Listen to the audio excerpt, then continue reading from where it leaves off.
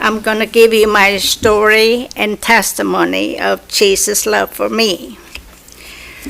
As some of you know, my name is really Edie Huffman, called Edie.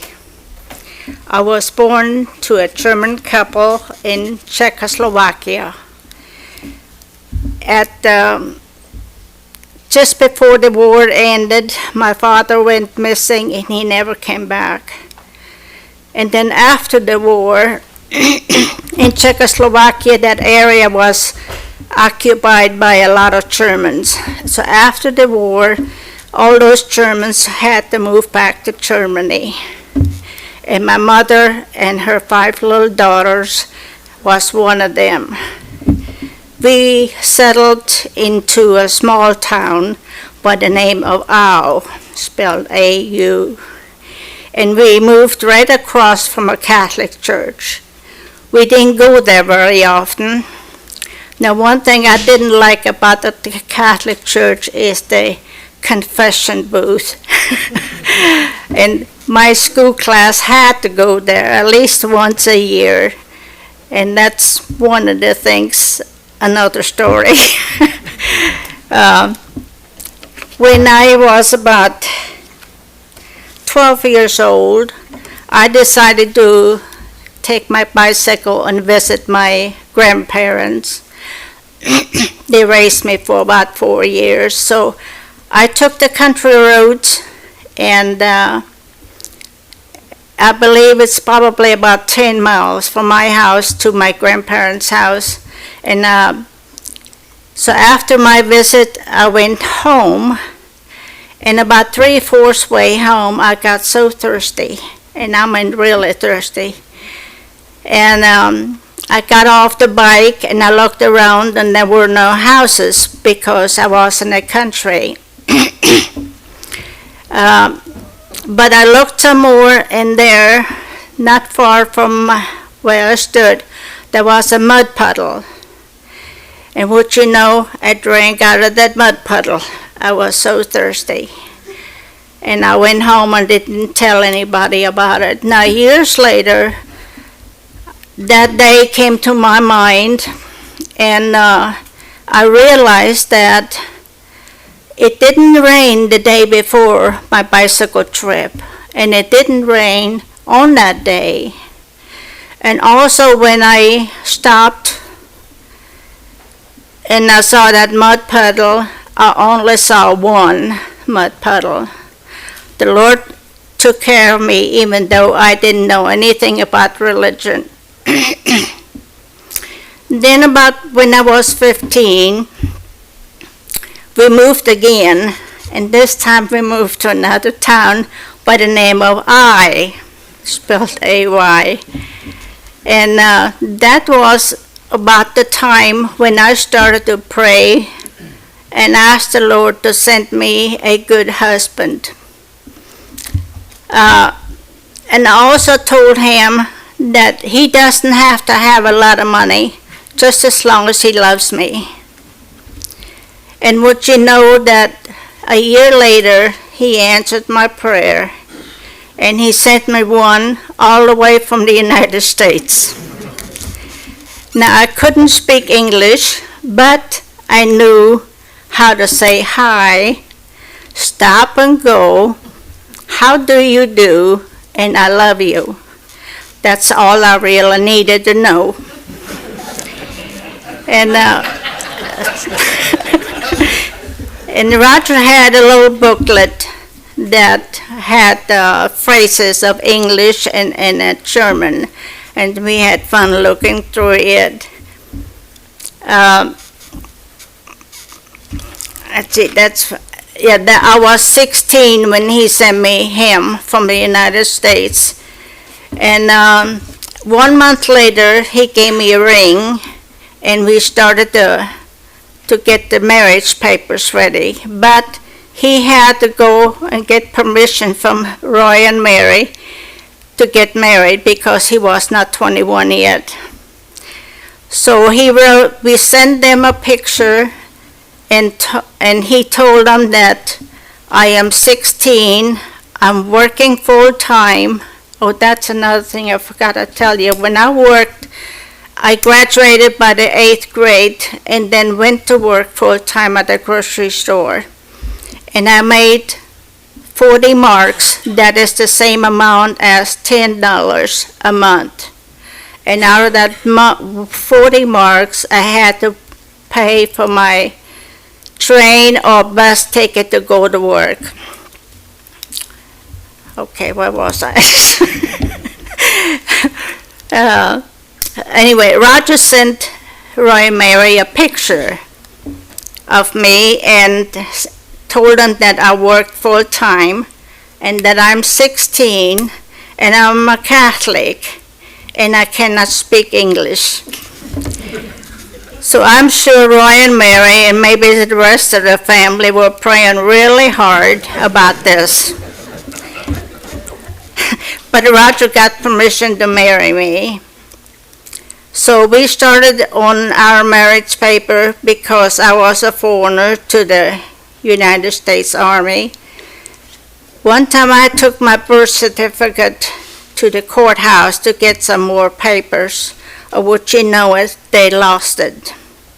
And they never found it. My mother happened to have a negative of my birth certificate, and we sent it somewhere, but the paper came back, and I thought it would look just like my birth certificate, but it said it's a copy from a copy. But thank goodness the Army accepted it. And after 6 months, it took us 6 months to get all our papers ready to get married. So after we got all the papers ready, we finally were able to get married. Now in about Thanksgiving time is when I and my baby daughter at the time came to the United States. I had come alone because Roger had to stay back and fulfill the Army, whatever it is. Anyway, he had to stay back. So I came alone, and Roy and Mary picked me up at the New York airport. And on the way back, they stopped at a refreshment, I don't know, may have been something like McDonald's, and they asked me what I wanted to drink. And they told me all kinds of names for pop, some kind of pop. But when they came to the one pop that said root beer, I couldn't believe it. I looked at them and I said, no, I don't want any beer. And they thought it was kind of funny. And then we went home. I guess so many things go through my mind. We came home and I went to church with them. And when Roy gave an altar call, I didn't know anything about an altar call, but when your heart beats so hard that you think your neighbor next to you can hear it too, you go. So I went down to the altar, and that was the first time right here in Bear Creek. In 1968, Roger felt the call to go into the ministry. And he went to the yearly meeting, and they told him all kinds of names for the Christian colleges around here. But when they came to Haviland, Kansas, he felt real sure that he needed to go to Haviland, Kansas. Now, he worked at the time at Max Helms Meat Market, and Max Helmson told him, now you're crazy to go to a place where you don't know anybody, and you have no job, and you got 4 little kids to raise. But the Lord knows best. We went to Haviland, and those people are awful nice. And also the Bear Creek Friends Church volunteered to pay our first year's house rent. That really helped us an awful lot. We depended on the Lord every day while he was in college. And then, let's see, I should have read.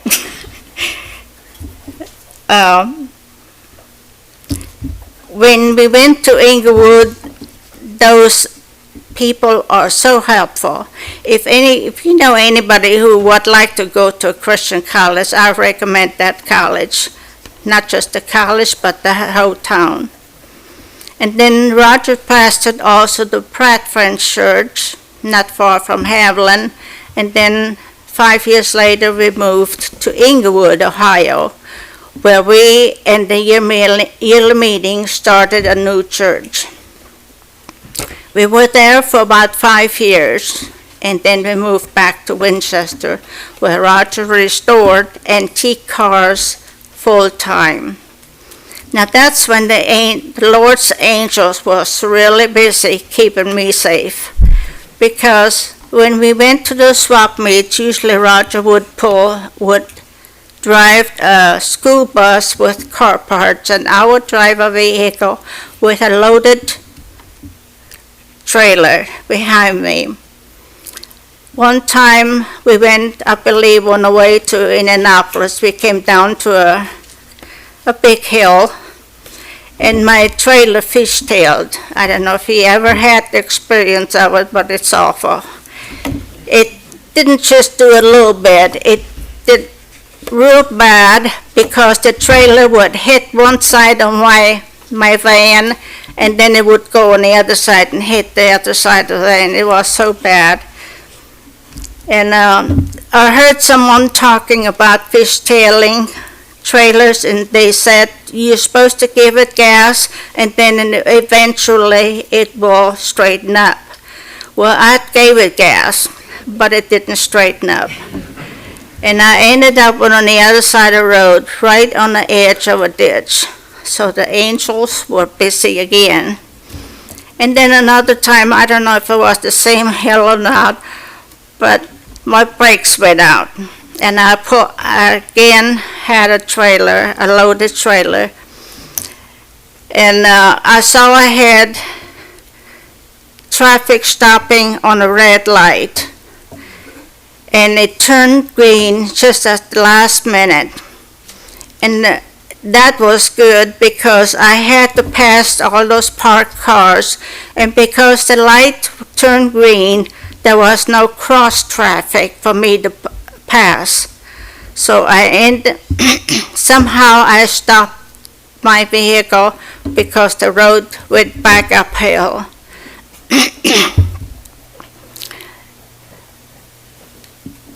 See, is that it?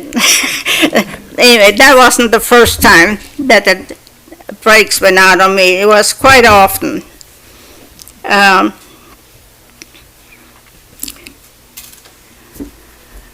We also went to Arizona in the wintertime, and then Roger worked on the cars out there.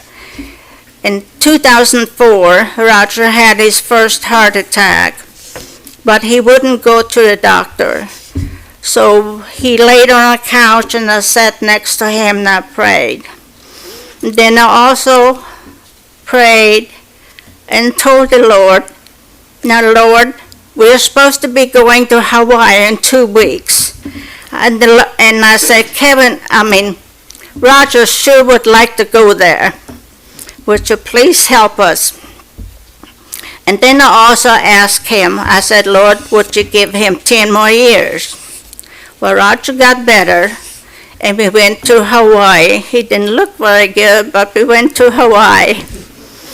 And then we had many more trips after that.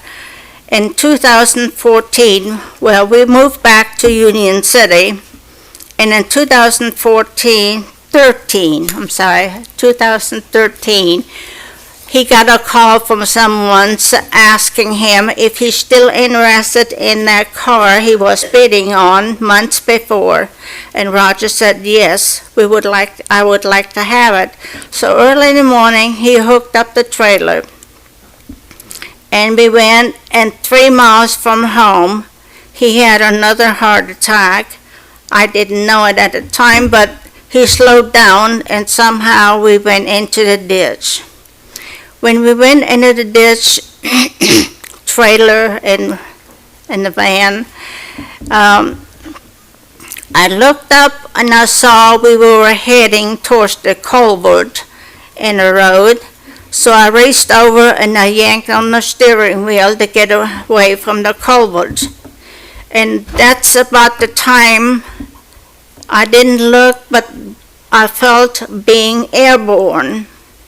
And when I was airborne, I told myself, now when it drops, I'm going to have to put it in park. Well, that's just a minute or two later, I felt it drop. So I reached over and I put it in park. And when I opened my eyes, I was sitting sideways in the passenger seat, and a man in a white shirt was kneeling beside me. He didn't say anything, and I didn't say anything. But I made a quick phone call to my daughter, Chris, told her what happened. When I was done with my phone call, this man in the white shirt was gone. And then I looked and I saw that Roger was not in the driver's seat, but he was laying in the back on the floor. I don't know who moved it, and I believe the Lord helped me with that. And then a couple of minutes later, a couple of ladies opened up the side doors on the van and came inside. Now, it's a sad time, but it also was a miracle for me because the trailer and the van could have rolled over and I would have been damaged or so. But anyway, and